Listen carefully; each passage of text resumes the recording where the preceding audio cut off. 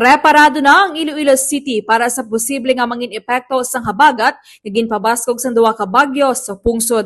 Sa diin ginpangunahan ni Iloilo City Mayor Raiza Treñas ang pagsinapol sang Iloilo City Disaster Risk Reduction and Management Council. Sa pagsinapol ginaprubahan sang alkalde ang pagpatigayon sang preemptive evacuation sa mga high-risk nga barangay. Bukas naman ang 20 ka mga evacuation center sa bilog nga distrito sa Iloilo City kag gin-activate man ang community kitchen sa diin maghahatag sang libre nga pagkaon sa mga evacuees.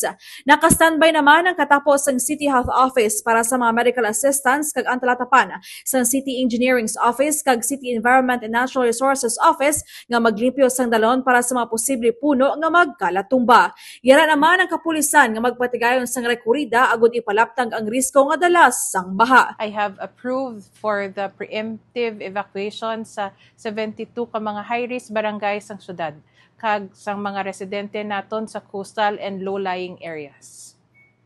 Magalibot ang aton BFP kag ang aton mga pulis para mag-announce sa pag-inyo nga pag-evacuate.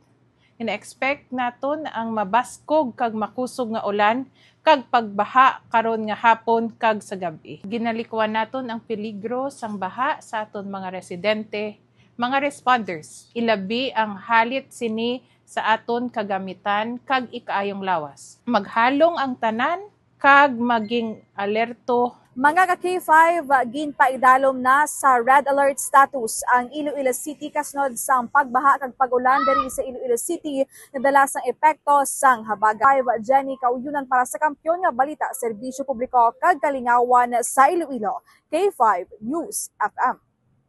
Ang ining nga balita ang ginadulong sa inyo sang DTX Coffee Mix. Himo sa natural nga sangkap pareho sang amarkuso, chia seeds, sugared cane extract powder. DTX Coffee Mix. Nakakapi ka na, naka-detox ka pa. DTX Coffee Mix. Mabakal sa mga butika.